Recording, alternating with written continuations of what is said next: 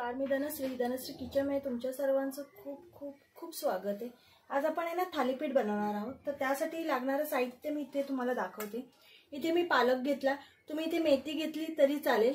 माझ्याकडे मेथी नव्हती, पालक होता म्हणून मी पालक घेतलेला आहे। तो ना स्वच्छ धुतलेला आहे, निथळायला ठेवलेला आहे। कोबी घेतलेला आहे। या भाज्या सगळ्या आपण चिरून घेणार आहोत आणि जेवढे शक्य होईल ना तेवढा बारीक चिरायचे आहेत। जर तुमच्याकडे चॉपर असेल ना तर तुम्ही चॉपर मध्ये बारीक केलं तरी चालेल। इथे कोबी घेतलाय, थोडी कोथिंबीर घेतली, ही कांद्याची पात आहे। येत नाही, कांद्याच्या पातीचेच कांदे आहेत, तुम्ही साधे घेतले तरी चालेल। एक काकडी घेतली, गाजर घेतलंय, भाजीचंच गाजर आहे, आणि एक शिमला मिरची घेतली। सर्वात प्रथम आपण या सगळ्या भाज्यांना चिरून घेऊया। आपण सगळ्या भाज्या ना मी बारीक करून घेतलेल्या आहे, मी चॉपरने बारीक केलेल्या आहेत। ह्याच्यामध्ये शिमला मिरची, गाजर घेतलेला आहे आणि ही कांद्याची पात आहे। आपण ह्याच्यामध्ये पातीचा कांदा घेतलाय ना ते, आणि कोथिंबीर, हे मी दोन्ही मिक्स केलेलं आहे। इथे ना 3 हिरव्या मिरच्या घेतल्यात, तुम्ही इथे चिली फ्लेक्स घेतलं तरी चालेल, आणि जर तिखट कमी खात असाल तर हे नाही घेतलं तरी चालेल। ही काकडी आहे आणि कोबी घेतलेली आहे मी। इथे पालक पण घेतलेला आहे एकदम बारीक करून। आलं लसणाची पेस्ट आहे, चवीनुसार मीठ घ्यायचंय।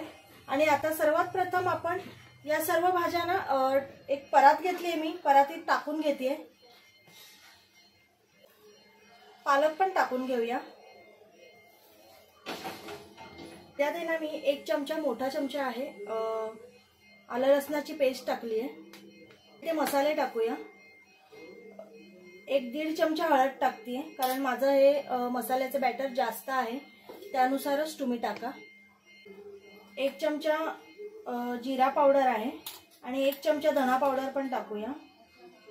1-1.5 चमचा टाकलं तरी चालेल धना पावडर। हे घरचं लाल तिखट आहे, कांदा लसूण मसाला नाहीये, साधं नॉर्मल आहे, हे मी टाकले। 1 चमचा टाकलेला आहे। आणि आता काश्मीरी लाल पावडर आहे, ही पण टाकून घेऊया। ही 1 चमचा टाकली आहे। आपण हिरव्या मिरच्या टाकल्यात, त्यामुळे मसाले तुमच्या आवडीनुसार टाका। आता ह्याच्यावर आहे ना थोडं मीठ टाकून घेऊया। आणि आधी हे सगळं मिश्रण आहे ना हे हलवून घेऊया। आपण हाताने हलवायचं आहे, तुम्हाला जर चमच्याने येत असेल तर तुम्ही चमच्याने हलवलं तरी चालेल। या भाज्या आहेत ना ह्याच्यामध्ये भरपूर पाणी आहे, त्यामुळे शक्यतो पाणी आहे ना नंतर लागेल तसं घ्यायचंय, कधी कधी तर पाणी लागत पण नाही। आता सर्वात प्रथम इथे मी 1 वाटी ना गव्हाचं पीठ आहे हे घेतलंय।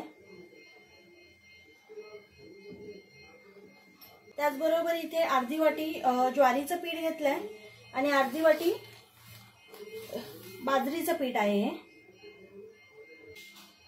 आपण अगदी थोडंसं मीठ टाकलेलं। आता आपण पिठं टाकली आहेत ना, आता आपण पिठांवर थोडं मीठ टाकून घेऊया। मीठ चवीनुसार टाकायचंय। तुम्ही ह्याच्यामध्ये चण्याचं पीठ, तांदळाचं पीठ, इतरही पिठं टाकू शकता। आधी आपण आहे ना हे सर्व मिक्स करून घेऊया, आणि जर पीठ वगैरे लागलं ना तर वरून घेऊया। पाणी वगैरे अजिबात मी टाकलेलं नाहीये, त्याच भाजींच्या पाण्यामध्ये मी मिक्स करते। इथे ना ओवा राहिला माझा, ओवा टाकून घेऊया आपण। ओवा आहे नेहमी चोळून घ्यायचा। इथे त्याचबरोबर आहे ना सफेद तीळ आहेत, ते पण मी टाकून घेते। तुमच्याकडे काळे तीळ असतील ना किंवा कलोंजी वगैरे खात असाल ना तर ती टाकली तरी चालेल। आपण आहे ना हे छान मर्दून घेऊया।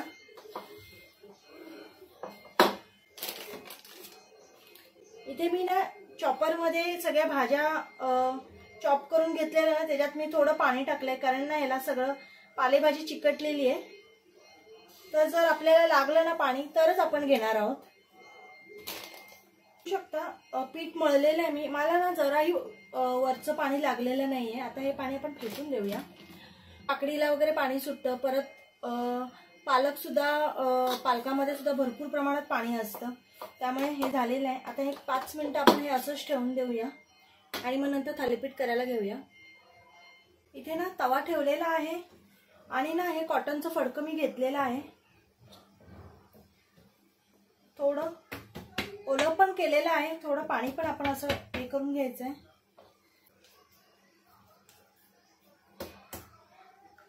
आणि हे पाण्यानेच आहे ना असं छान थापून घ्यायचंय। तुम्हाला डायरेक्ट तव्यावर जर जमत असेल ना तर तुम्ही ते करू शकता, मला नाही जमत ते डायरेक्ट तव्यावर।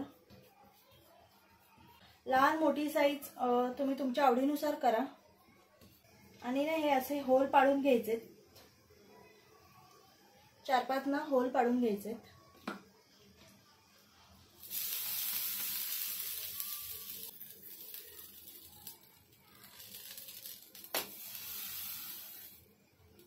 कापडाला ना पाणी लावलं ना तर ते छान सुटतं, लगेच सुटतं म्हणजे तव्यावर, नाही तर मग ते कापडालाच आहे ना चिटकून राहतं।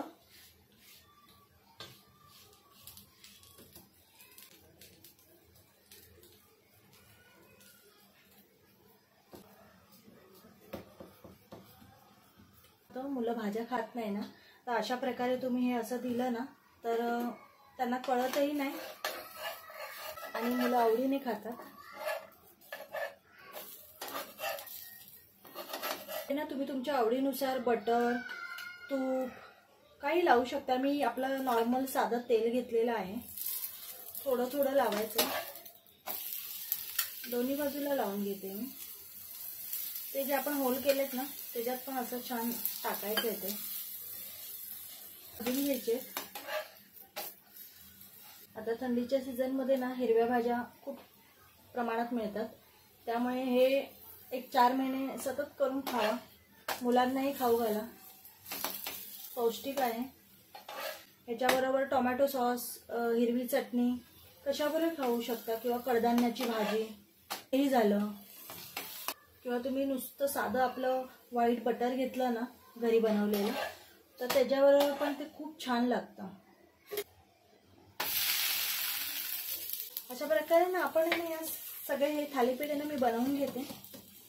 तुमच्या आवडीनुसार ना याला शेप पण तुम्ही देऊ शकता, स्क्वेअर मध्ये करू शकता, ट्रायंगल करू शकता, गोल करू शकता, किंवा असे छोटे छोटे पुरी सारखं करू शकता।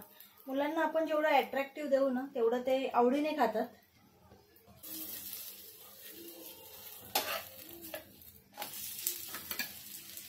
इथे आपले थालीपीठ झालेले आहेत, शेवटचं थालीपीठ आहे, की करून बघा।